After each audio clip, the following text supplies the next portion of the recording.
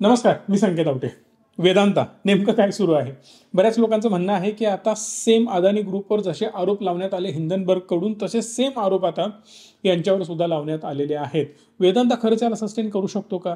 नेमकं वेदांताची सध्याची परिस्थिती काय आहे? एक इंटरेस्टिंग फॅक्ट सांगतो. ज्या गोष्टी आता व्हॉइसरॉय रिसर्चनी बोललेल्या आहेत त्या सेम गोष्टी मी 2 ते 3 वर्षांपूर्वीच्या व्हिडिओमध्ये बोललेलो आहे.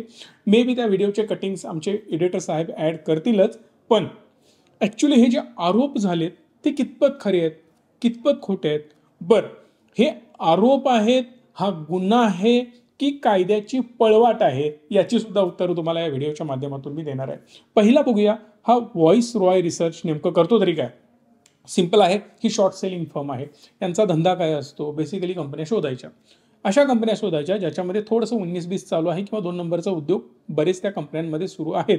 अशा कंपन्यांना शोधल्यानंतर त्यांच्यावर आरोप करायचे, त्यांच्याबद्दल रिपोर्ट बनवायचे आणि ते रिपोर्ट बनवून त्या कंपन्यांमध्ये शॉर्ट पोझिशन बनवायची. 2 प्रकारे तुम्हाला पैसे कमवता येतात. बाय करता, मार्केट वर गेलं की तुम्हाला प्रॉफिट होतं, तुम्ही एक्झिट करता, तिथं तुम्ही पैसे घेऊन बाहेर पडता. जेव्हा तुम्ही शॉर्ट करता म्हणजे पहिला सेल करता, त्यानंतर खाली आलं की बाय करता, याचा अर्थ जेवढं खाली मार्केट जाईल किंवा तो स्टॉक जाईल तेवढा तुम्हाला फायदा होणार आहे. सोप्या भाषेत काय, मार्केट पडताना पैसे कमवणं यालाच शॉर्ट सेलिंग म्हणतात आणि मार्केट वर जाताना पैसे कमवणं यालाच लॉंग करणं म्हणतात. हे झाले उद्योग कोणाचे? तर हे उद्योग झाले व्हॉइसरॉय रिसर्चचे. याच्या आधी अप्रॉक्सिमेटली 30 कंपन्यांवर यांनी आरोप केलेले आहेत. त्यातल्या 6 कंपन्या आता सुद्धा ठीकठाक रिकवर झालेल्या आहेत, पण 9 कंपन्या तर अक्षरशः डिलिस्ट झाल्या, बंद पडल्या. बाकीच्या कंपन्यांची हालत तर विचारायची गरज नाही. भारतातली ही वेदांता पहिली कंपनी आहे ज्याच्यावर आरोप होत आहे.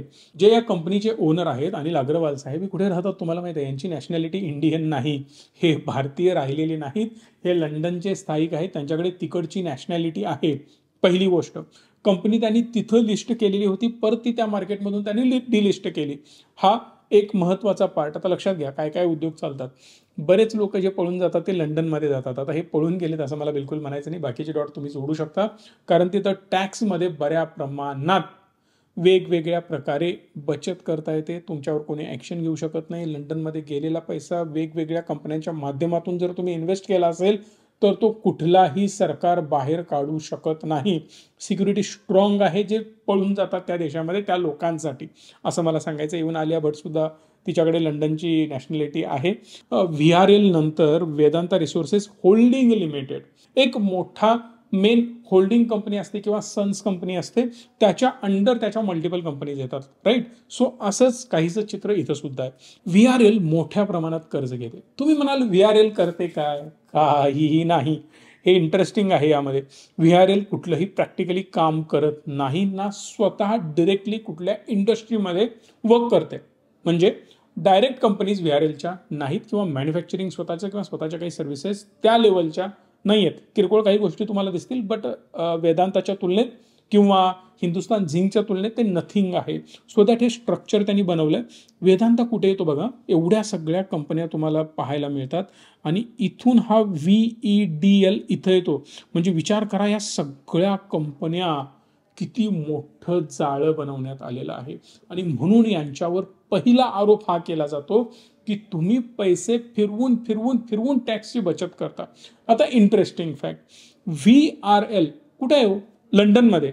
पण मजेदार गोष्ट माहिती आहे, ही जी कंपनी आहे वेदांता, त्या वेदांताचे काही स्टेक, आता मी तुम्हाला प्रमोटर्स दाखवणार आहे. मी स्क्रीनरवर तुम्हाला घेऊन गेलो, इथं तुम्हाला प्रमोटर्स दिसतील.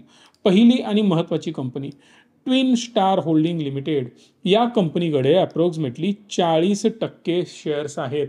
आता अजून काही आरोप माझ्याकडून जे की व्हॉइसरॉयसनी केलेले नाहीत. इंटरेस्टिंग फॅक्ट बघा बरं का, इथे होल्डिंग होते 46%, हे हळूहळू हळू कमी होताना तुम्हाला पाहायला मिळालेले आहेत. वेदांता होल्डिंग्स मॉरिशियस लिमिटेड, नावात सुद्धा आहे मॉरिशियस, याचा अर्थ ही सुद्धा मॉरिशियस बेस्ड कंपनी आहे. 13.26% स्टेक होते, ते कमी होऊन 12.60 झाले, 46 वरून 40 झाले.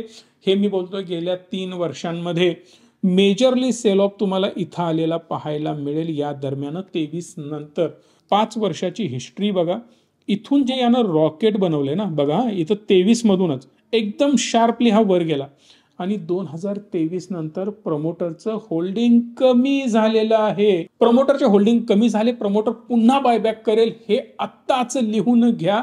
जेव्हा स्टॉक पडेल, जेव्हा स्टॉक खाली येईल तेव्हा 2, 4, 5% जे काही त्यांनी स्टेक काढून टाकलेले आहे ते पुन्हा बाय होताना पाहायला मिळतील बॉटम लेवलला. पुढे जाण्याआधी एक असं पोर्टल मी तुमच्यासाठी बनवलं आहे ज्यामधून तुम्ही प्रॉपर रिपोर्ट डाउनलोड करू शकता फ्री ऑफ कॉस्ट.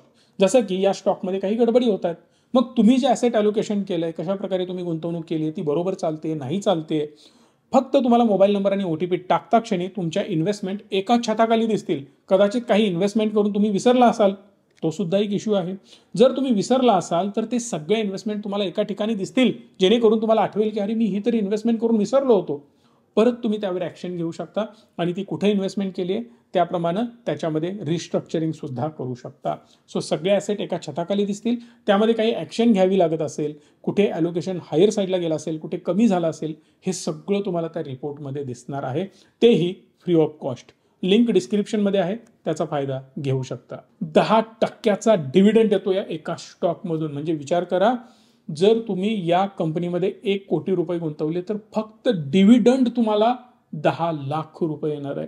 बट हा डिव्हिडंड इंडियामध्ये टॅक्सेबल आहे आणि हा टॅक्स अप्रॉक्सिमेटली तुमच्या इन्कम प्रमाणे 30-35% तुम्हाला यावर टॅक्स भरावा लागेल आणि हा भरावा लागणारा टॅक्स ह्यूज आहे भारतामध्ये. पण हा डिव्हिडंड जातो कुठे हो? तुम्ही आम्ही छोटे मोठे इन्व्हेस्टर सोडले तर मेजर पैसा जातो मॉरिशियसला. मॉरिशियसमध्ये या कंपन्या आहेत ज्या कम्प्लिटली टॅक्स फ्री वर्क करतात आणि इंडिया मॉरिशियस ट्रीटी सुद्धा आहे. आता हे प्रकरण काय असतं? सोपं आहे. भारतामध्ये जर टॅक्स लागला तर मॉरिशियसने टॅक्स घ्यायचा नाही. भारतामध्ये टॅक्स भरला नाही, मी जर मॉरिशियसमध्ये भरला तरी चालतंय.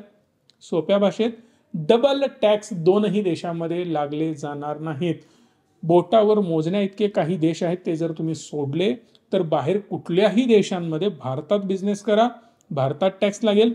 भारतातून पैसा त्या देशांमध्ये न्या, तिथं सुद्धा तुम्हाला टॅक्स लागेल. म्हणजे दोन्हीकडे तुम्हाला टॅक्स भरावा लागणार. पण मॉरिशियसमध्ये टॅक्स भरणार कुठे सांगणार कंपनी? मॉरिशियसमध्ये. भारतात भरणार का? नाही. डिव्हिडंड कुठे जातोय? मॉरिशियसला जातोय. आता मॉरिशियसमध्ये टॅक्स तर लागतच नाही, त्यामुळे कंपनी 0 टॅक्स भरेल. 1, 2, 3, 4 आणि 5 या 5 वर्षांचं आपण कॅल्क्युलेशन करूया.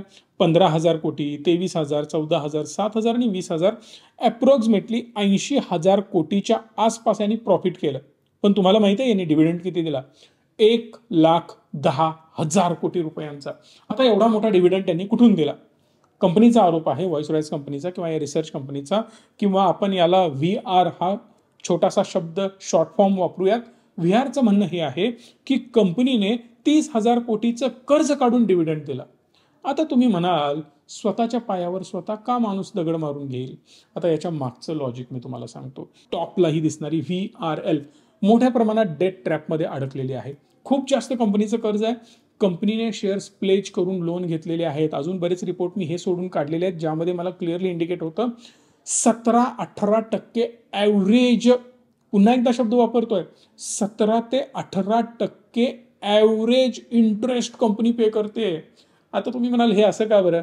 जी कंपनी मायनिंग करते, जी कंपनी कन्स्ट्रक्शन करते, जी कंपनी मार्केट रिलेटेड ॲक्टिव्हिटी करते, त्यांना एकतर लोन मिळणं कठीण असतं आणि ते लोन मिळालं तरी हेवी इंटरेस्ट त्यांना पे करावा लागतो, बिकॉज हे अनसर्टन बिझनेस आहेत.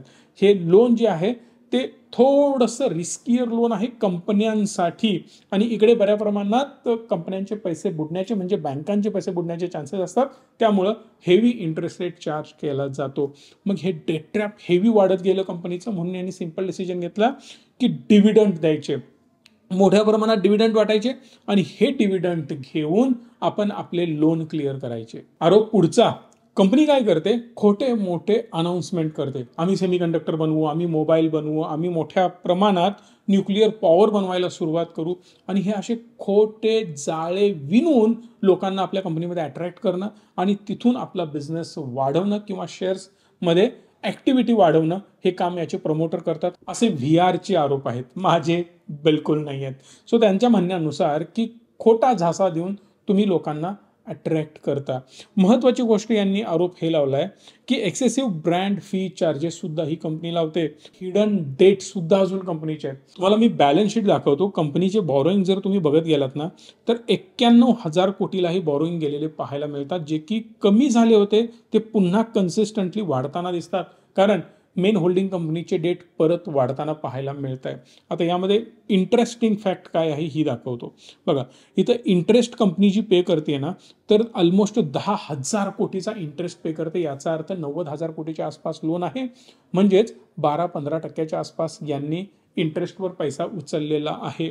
आणि जो तुम्ही पैसा बाहेर काढताय ॲज अ डिव्हिडंड, त्यामुळे तुमच्या कंपनीची ग्रोथ खुंटते. आता तुम्ही म्हणाल कंपनी डिव्हिडंड देते, चांगलीच गोष्ट आहे ना, म्हणजे कस्टमरचा फायदा होतो, ज्यांनी ते शेअर्स बाय केले त्यांचा नक्कीच होतो. पण एक महत्त्वाची गोष्ट लक्षात घ्या, जर माझ्या अकाउंटवरून पैसा बाहेर जात असेल तर मी इन्व्हेस्ट काय करणार आणि नवीन बिझनेस सुरू काय करणार किंवा आहे त्या बिझनेसला ग्रो कसं करणार? सिंपल क्वेश्चन आहे. सांगण्याचा मुद्दा एवढाच आहे की जर माझ्याकडे पैसा त्या प्रमाणात नसेल तर मला एक्सपान्शनला अडचणी येणार. सोप्या भाषेत जर हेच 1,00,000 कोटीच्या आसपास जो तुम्ही डिव्हिडंड दिलेला आहे 1,10,000 कोटी, तो जर वाचला असता 5 वर्षात तर इमॅजिन करा 1,10,000 कोटीची गुंतवणूक करून कंपनी किती मोठ्या लेवलला एक्सपांड करू शकली असती. मग तुम्ही म्हणाल कंपनी तर एक्सपांड करते, असं कसं म्हणताय, होत नाही. दाखवतो, ते सुद्धा प्रूफ्स आहेत आपल्याकडे. जर तुम्ही सेल्स ग्रोथ कंपनीची बघितली गेल्या 3 वर्षांची तर ती 4.84% येऊन पोहोचले, जी आधी तुम्ही बघितलात तर 12.6% होती. कन्सिस्टंटली सेल्स ग्रोथ ड्रॉप होताना पाहायला मिळते बिकॉज ऑफ डिव्हिडंड. मेजर पैसा तुम्ही कंपनीतनं बाहेर काढताय आणि हा डिव्हिडंड देण्याऐवजी जे काही 80-90,000 कोटी लोन आहे तेच कंपनीनं रिपेमेंट केलं असतं तरी सुद्धा कंपनीचं लोन संपलं असतं, जे कंपनीनं केलेलं नाही. कंपनी ॲसेट इन्फ्लेशन करते, कॅपिटल ॲलोकेशन फ्रॉड करते. सोप्या भाषेत काय, माझ्याकडे जे कॅपिटल आहे ना ते ॲलोकेशन करतानाच मध्ये धांदली करून टाकायची. परत एकदा सांगतो, कुठल्याही प्रकारे बाईंग सेलिंगचं रेकमेंडेशन नाही, just only for education purpose मी या गोष्टी तुमच्यासमोर मांडतोय. भारतामध्ये हे फसणे एवढे सोपे नाही, कारण हे सगळे लूपहोल्स आहेत आणि त्याचा हे योग्य प्रकारे फायदा घेतायत. सिंपल आहे, जो तळ राखणार तो पाणी चाखणार, सिंपल म्हण आहे. याचाच फायदा हे घेत आहेत. कंपनीचा जर तुम्ही ऑपरेटिंग प्रॉफिट मार्जिन बघितलात तर तो 28% पाहायला मिळतो. ॲव्हरेज 25%, 28%, 30%. याचा अर्थ OPM ऑपरेटिंग प्रॉफिट मार्जिन जबरदस्त आहे, टेन्शन घेण्याची गरज नाही. बॅलन्स शीट बिलकुल वीक नाही. कंपनी बंद पडेल, संपेल, ते व्हॉइस रॉयसनी हे केलं ते केलं वगैरे वगैरे, आय डोंट थिंक सो की त्या लेवलला याचा इम्पॅक्ट होणार आहे. पण नो डाऊट कंपनीमध्ये जे काही चालतं मी पहिल्यापासून त्या गोष्टीचं समर्थन केलेलं नाही. क्लिअर सांगायचं झालं तर मी या गोष्टींना विरोध करतोय. पण फंडामेंटली माझ्या मताप्रमाणे बिझनेस डुबणं किंवा हे सगळं काही संपणं एवढं सोपं नाही. तुम्हाला या कंपनीबद्दल काय वाटतं? आय होप सो हा व्हिडिओ तुम्हाला खूप आवडला असेल, त्यामुळे तुम्ही लाईक, शेअर आणि चॅनलला सबस्क्राईब पण कराल. धन्यवाद. Stay tune and stay positive.